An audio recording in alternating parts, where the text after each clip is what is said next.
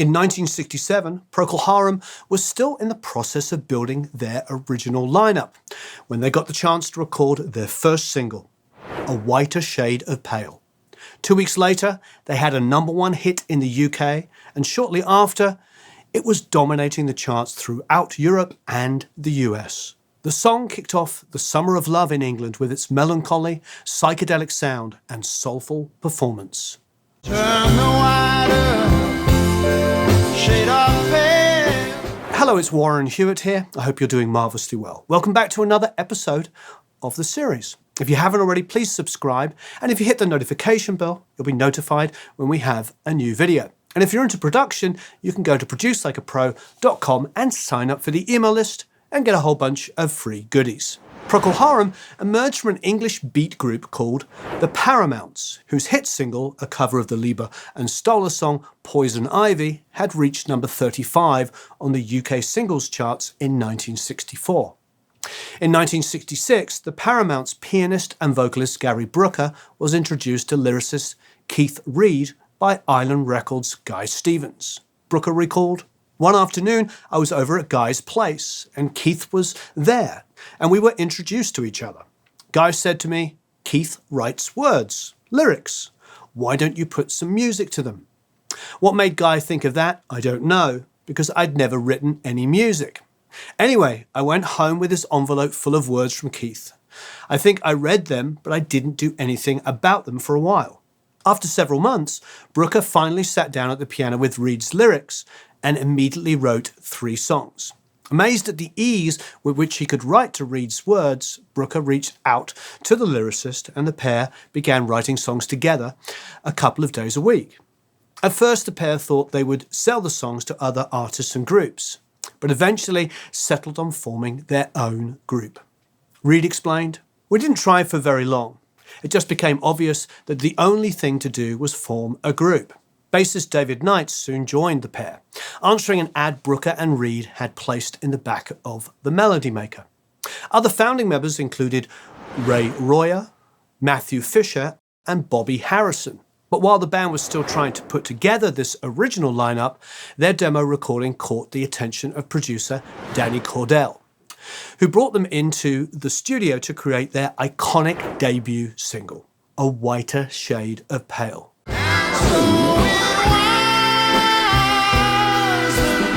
A Whiter Shade of Pale seems to have been one of the songs that Brooker and Reid had written before the formation of Procol Harum. Reid credits the now famous title line to a chance moment in which he overheard someone saying, "You've gone a whiter shade of pale." And the phrase had intrigued him. Turning it into a song lyric meant exploring and creating a whole world around it. Reid reflected, "The songwriting process is a funny one, like making a pot. You get your initial idea. Here I had a line, a whiter shade of pale. So you've got your bit of clay, and then you've just got to try and make a pot out of it. You can use your imagination. You shape it and play with it until you've got something that looks like a pot or sounds like a song." For decades, listeners and fans have argued over the meaning of the lyrics. Some view it as a drunken one-night stand gone wrong. Others have interpreted it as a drug trip. Fans have also pointed out that the Miller's Tale reference in a song is an intellectual nod to Chaucer and his 14th century Canterbury Tales. However, Reid has stated in interviews that he never read Chaucer before writing the song and didn't intentionally reference the Canterbury Tales. Instead, Reid simplifies the meaning of his lyrics to an attempt to capture the emotional distress of a classic girl leaves guy story. "I had the phrase a whiter shade of pale. That was the start. I knew it was a song. It's like a jigsaw where you've got one piece, then you make up all the others to fit it. I was trying to conjure a mood as much as tell a straightforward girl leaves boy story, with the ceiling flying away and the room humming harder. I wanted to paint an image of a scene. I wasn't trying to be mysterious with those images. I was trying to be evocative. And evocative is exactly what you get." For all the disagreement about the lyrics' meaning, it is undeniable that the song expresses a powerful melancholy.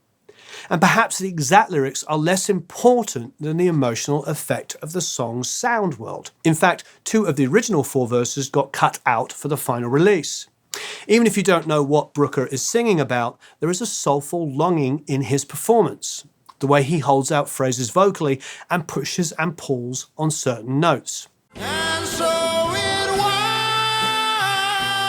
that later, as the miller told his tale. It's really interesting listening to the vocal track and hearing all of that bleed in there. You know, we're going back to a time when maybe they were on headphones, maybe they weren't, but even if they were on headphones, he may have been out in the room. So many great recordings of that period and before were done like that. And it doesn't seem to distract from the recording. Other vocals were recorded in a control room with the band in there, but with the speakers blasting. Either way, you sum all those tracks together and you get an incredible sound, regardless of the huge amount of bleed that you're hearing in that vocal track. If you've watched the channel, you'll know I've actually covered this twice already. I did an acoustic version of this song maybe a year ago on a mic demo. And then recently we did another mic demo and we recorded it from scratch using only that microphone. It's a fantastic piece, the way it descends. You know, Matthew Fisher's melody part against the descending chords are just superb. And here it is.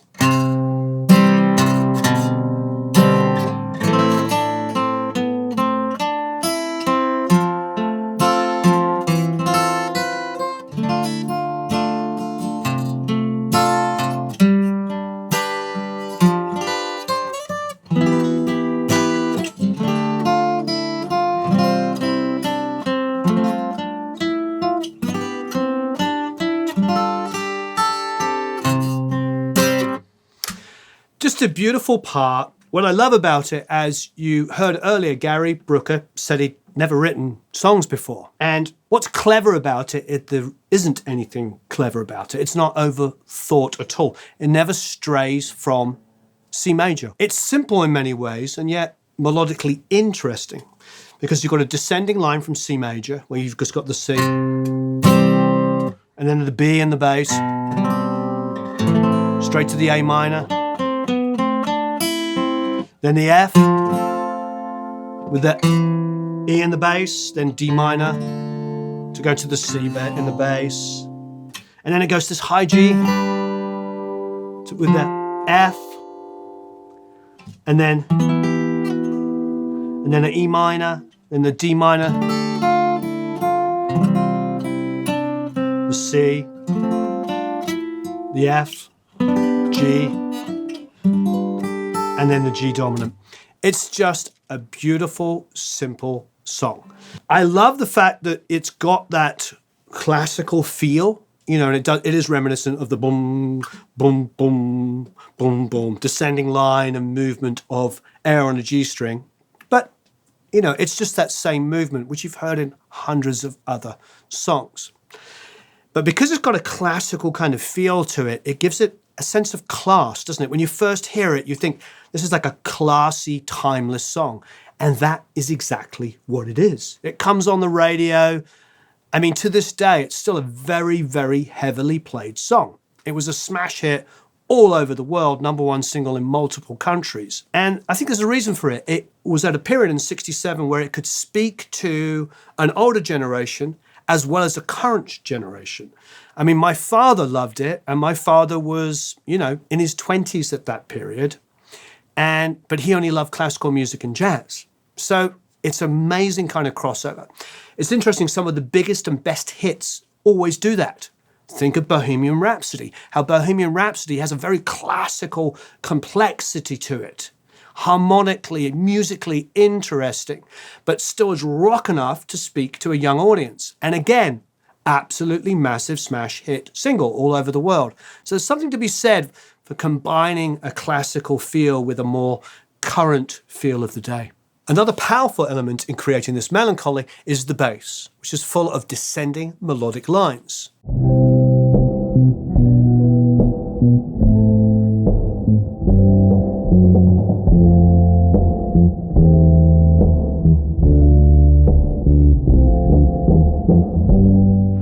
In the recent cover I did of this song, the bass line was actually the most difficult thing to work out. It's got like these little runs, and some of it's logical and some of it isn't. You know, the passing tone where he plays like an F sharp, so he's got a G, F sharp, F, isn't a logical thing to play in the key of C. There's no D major chord in there. There's nothing there that screams out for an F sharp. And it's a really important part of the song. It cannot be underestimated. What was interesting is that Procol Harum themselves have re-recorded the track, probably to own the master themselves. And the mix is pretty darn close, and Gary Brooker's still nailing the vocal. It's still absolutely amazing. But the bass, they mixed it even hotter. And they're really pushing the bass in the mix. And I think it is an integral part of what makes this song work. That really, really cool bass line. The drums sit back into the groove. And the snare pulses and tom fills add to a spinning rhythm and sensation that Reed wrote into the lyrics.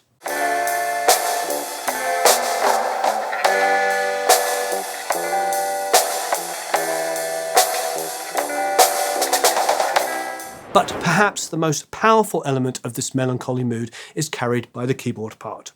And not just one keyboard, but two. The double keys pairing is a unique element of Procol Harum's sound. Right from the beginning, Brooker explained, we wanted an organ player, someone with a Hammond. We specifically wanted that sound of both a piano and an organ, which was a bit of a luxury in those days.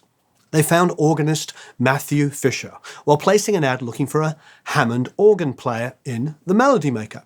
Fisher had simultaneously placed an ad for himself, looking for gigs.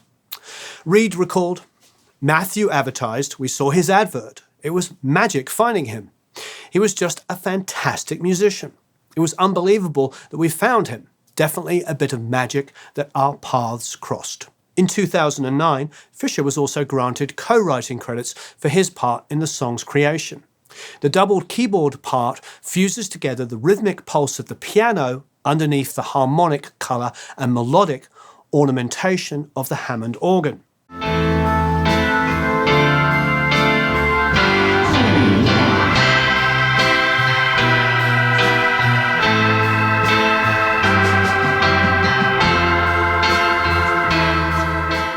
What's up, everybody? Steve Majora here, and we're going to be taking a look at a wider shade of pale. Got a chance to just kind of dive in directly into it and try to figure it out and see what all's going on. And it's really cool, man. It's different than what you would normally see as far as like organ and B3 patches and stuff. It's really rad. It comes off of like more of a classical side of playing, almost like church organ. And it's really neat, man. It's got all these descending lines. It's very melodic, very just mellifluous and going through. And it's, I believe, a 32-bar phrase here that's going on with the organ, which keeps coming around kind of cyclically throughout the tune. And then the vocals just interplay really nicely with it. There's two parts going on, a right hand upper drawbar and a left hand lower drawbar thing going on, and they just work so nicely together. The left hand is just doing this cool little descending thing the whole time.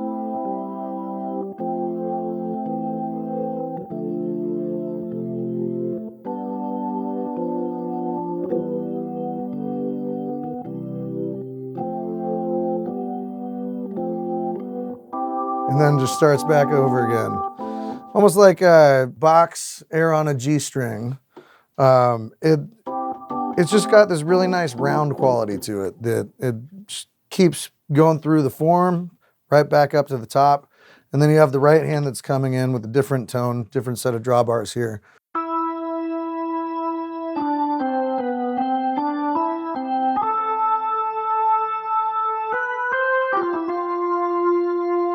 All the grace notes.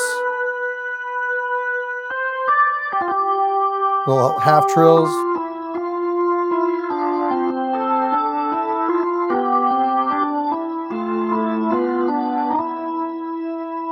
And then it keeps going from there, which is nice, man. You don't see that much kind of counterpoint and crossing melodic lines too much in this style of music. So it's neat to pair all of that together So for drawbar settings, what we've got, again, we're on the slow rotor all the way out here on 888032233, and it just sounds really nice and warm.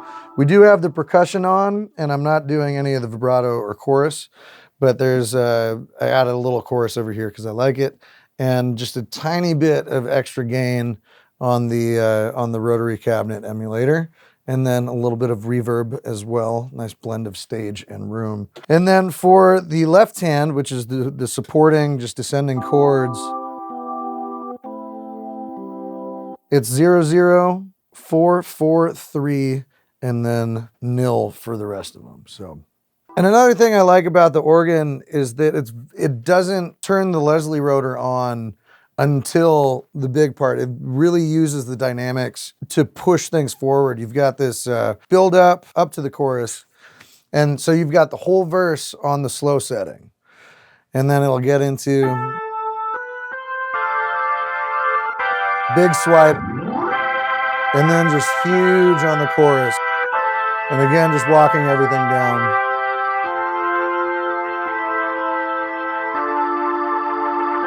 And then back down again. A lot of suspension.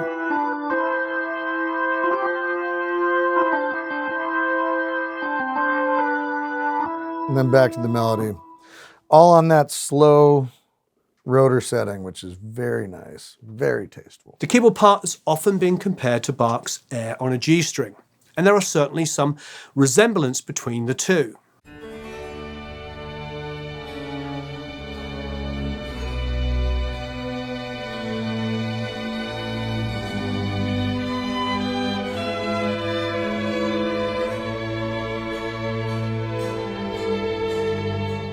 There is, as musicologist Alan Moore has pointed out, a certain family resemblance between the two pieces, but Procol Harum does not actually quote the Bach piece. Instead, we are left with the evocation of a 17th century organ part, coming together with the contemporary sound of 60s psychedelia.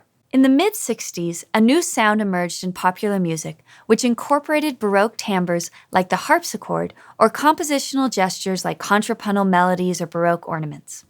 You can hear it in the music of the Beach Boys and, of course, the Beatles. The past became a fungible toolbox of interesting sounds and ideas which transverse the classical and popular music worlds. Take, for instance, Joshua Rifkin's 1965 album, The Baroque Beatles Book, in which Rifkin takes musical themes and ideas for Beatles songs and reworks them in the style of 17th to mid-18th century Baroque music. At the same time, the Beatles were releasing songs like Yesterday, in which they incorporated a string quartet.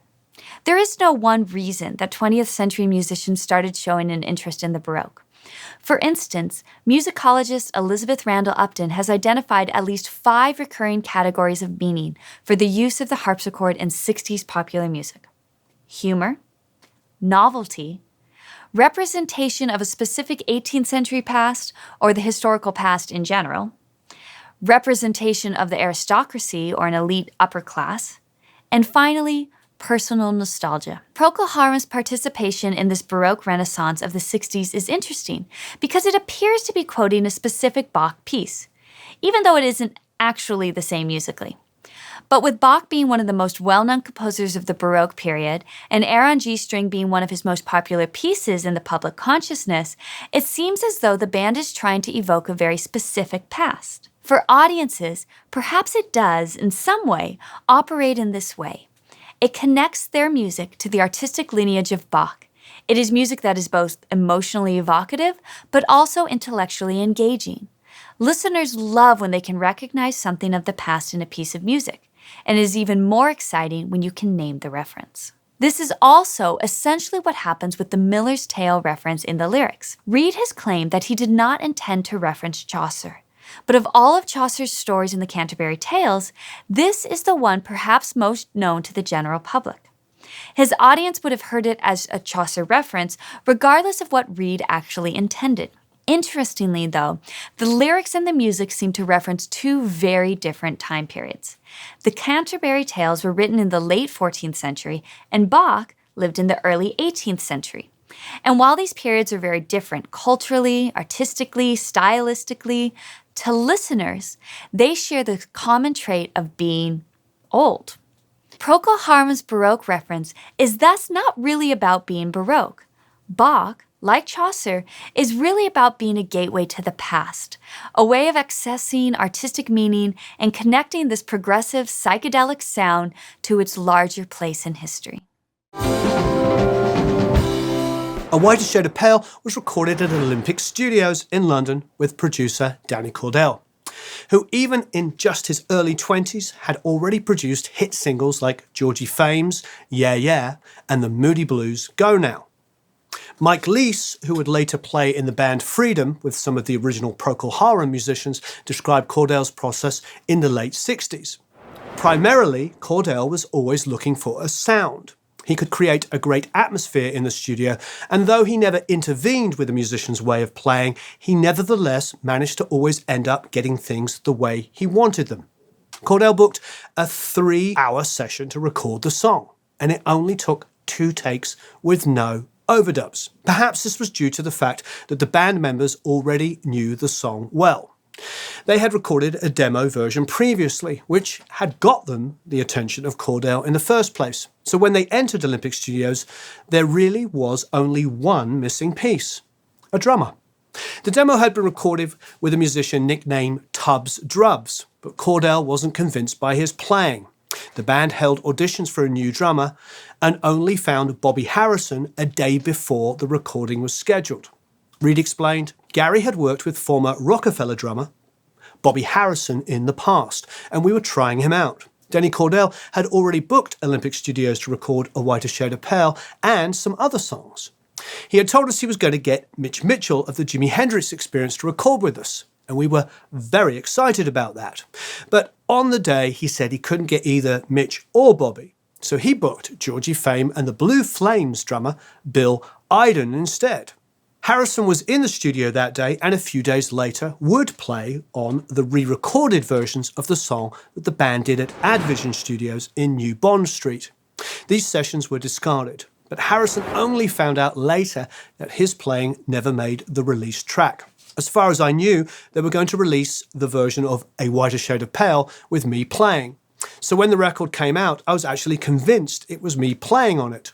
I thought I was #1 in the charts.